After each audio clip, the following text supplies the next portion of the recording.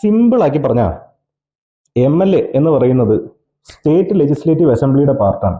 അത് constitution of ഇന്ത്യയുടെ article 168(1)B പ്രകാരം ഫോം ചെയ്യുന്ന ഒരു സാധനമാണ്. ഈ പ്രതിക്രിയാവാദം കൊളോണിയലിസം ഒന്നും വേണ്ട, സിമ്പിൾ മതി.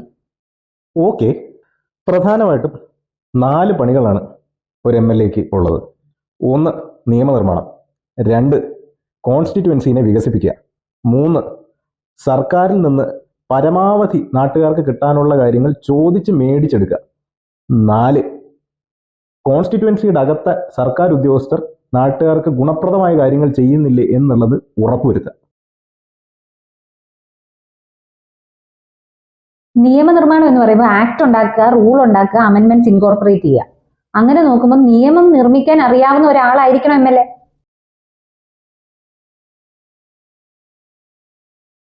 ബ്രിട്ടീഷുകാർ ഉണ്ടാക്കി വെച്ച ടെംപ്ലേറ്റിൽ ബ്യൂറോക്രസി ഫില്ല് ചെയ്യുന്ന നിയമങ്ങൾ MLA-മാർ കൈയടിച്ച് പാസ്സാക്കും. ഇതാണ് നമ്മുടെ നാട്ടിലുള്ളൊരു പതിവ്. നിയമം നിർമ്മിക്കാൻ അറിയുന്ന ആളുകൾ MLA ആകണം എന്ന് പറയുന്ന ഒരു അതിമോഹമാണ്.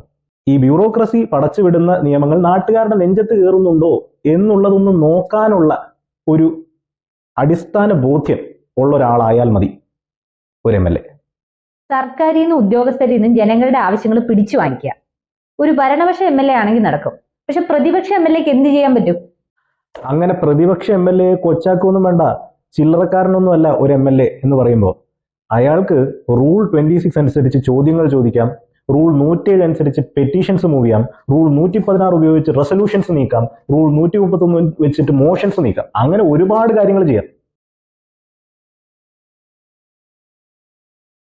നിയമസഭയിലെ MLA-മാര് ചോദ്യം ചോദിക്കുന്നതും മന്ത്രിമാര് ഉത്തരം പറയുന്നതൊക്കെ ഞാൻ കണ്ടിട്ടുണ്ട്. പക്ഷെ ഇപ്പൊ ഈ പറഞ്ഞ കാര്യങ്ങളൊന്നും ഞാൻ ഇതുവരെ കണ്ടിട്ടില്ല. കാണിച്ചു തന്നാലേ അത് പ്രോപ്പറായിട്ട് മനസ്സിലാവുള്ളൂ. സാർ, എൻ്റെ താലൂക്കിൽ സത്യത്തിൽ പറഞ്ഞു കഴിഞ്ഞാൽ 6 വർഷങ്ങളായി അവിടെ വേണ്ട മരുന്നുകളില്ല, ആ പറയുന്ന എക്യുപ്മെന്റുകളില്ല സാർ. ബഹുമാനപ്പെട്ട ആരോഗ്യമന്ത്രിയോടാണ് ഞാൻ ചോദ്യം ചോദിച്ചിട്ടുള്ളത്. സ്റ്റാർ ക്വസ്റ്റ്യൻ ആണ് സാർ റൂൾ 27-ലെ. സർ, കേടായ എക്യുപ്മെന്റ് ലിസ്റ്റ് അതായത് താലൂക്ക് ആശുപത്രികളിൽ നിന്നും കളക്ട് ചെയ്ത് നൽകാൻ DMO-മാരെ ചുമതലപ്പെടുത്തിയിട്ടുണ്ട്. ലിസ്റ്റ് വരുന്ന മുറയ്ക്ക് ടെൻഡർ നടപടികൾ ആരംഭിക്കുന്നതാണ്. ഫണ്ട് ഷോർട്ടേജ് ഉള്ള സാഹചര്യത്തിൽ ആവശ്യമായ ഫണ്ട് വകയിരുത്താനുള്ള അടിയന്തര നടപടികൾ സ്വീകരിക്കാൻ ഫിനാൻസ് ഡിപ്പാർട്ട്മെന്റിനെ അറിയിച്ചിട്ടുണ്ട്. Kerala state drugs and pharmaceutical ലിമിറ്റഡ്സിന് മരുന്ന് നിർമ്മാണം വർദ്ധിപ്പിക്കാനുള്ള നിർദ്ദേശവും നൽകിയിട്ടുണ്ട്. സാർ, ഈ മറുപടി കഴിഞ്ഞ 6 വർഷമായിട്ട് ഇത് തന്നെയാണ് സാർ. ഈ പറയുന്ന മറുപടികൾ മാത്രമേ ഉള്ളൂ സാർ. അവിടെ മരുന്നില്ല സാർ, അവിടെ എക്യുപ്മെന്റ് ഇല്ല സാർ. ഇത് നടപടികളാണ് സാർ. സാർ, ഇതിൽ ചോദിച്ച ചോദ്യത്തിന്റെ ആൻസർ ഞാൻ പറഞ്ഞിട്ടുണ്ട്. മാത്രമല്ല സാർ, മനസ്സിലാക്കുന്ന ഒരു കാര്യമുണ്ട്, കോവിഡ് ഉൾപ്പെടെയുള്ള ഒത്തിരി പ്രശ്നങ്ങൾ നമ്മൾ ഡീൽ ചെയ്തുകൊണ്ടിരിക്കുകയാണ് സാർ. ഇത്തരം കാര്യങ്ങൾക്ക് വേണ്ടി സമയം കളയരുത് സാർ. ചോദ്യം ചോദിച്ചു, ഒരു ടെംപ്ലേറ്റ് ഉത്തരവും കിട്ടി, തീർന്നില്ലേ?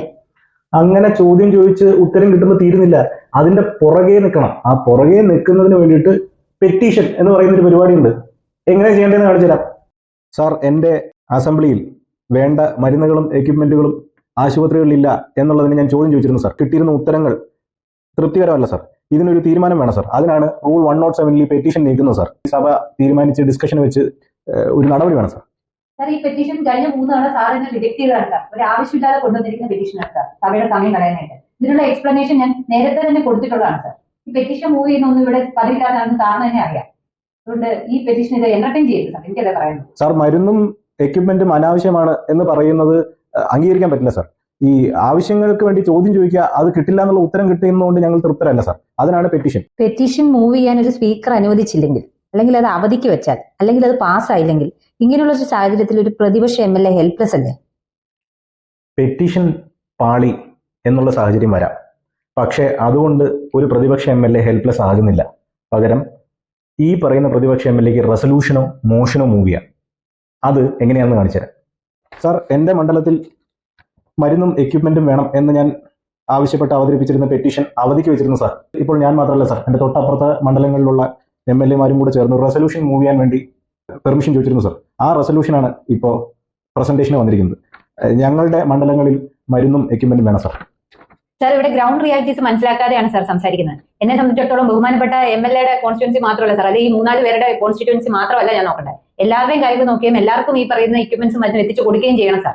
അതിനുവേണ്ട നടപടിക്രമങ്ങൾ സ്വീകരിച്ചു വരികയാണ് സാർ. ജോലി ചെയ്യാനുള്ള ഒരു സാവകാശം തരാൻ തയ്യാറില്ല. അക്ഷമരായിട്ട് ഇങ്ങനെ ഓരോ റെസൊല്യൂഷനും പെറ്റീഷനുമായിട്ട് സഭയുടെ സമയം കളയുകയാണ് സാർ. ഞങ്ങൾക്ക് ആവശ്യമുള്ളതുകൊണ്ടാണ് സാർ. ബാക്കി MLA-മാർക്ക് ആവശ്യമില്ലായിരിക്കും സാർ. പക്ഷെ ഞങ്ങളുടെ ജനങ്ങൾക്ക് മരുന്നും എക്യുപ്മെന്റും വേണം സാർ.